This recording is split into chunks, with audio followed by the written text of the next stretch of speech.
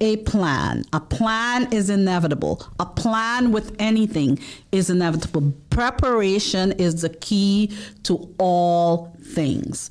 Preparing for college, preparing for a test, preparing for a storm, preparing for a baby, preparing for a marriage. The more you are prepared, the better it is for you. So it's the same with finances. Having a plan, inevitable plan. The next thing you need to realize, and that a lot of people that are very plan focused don't realize, that a plan is subject to change.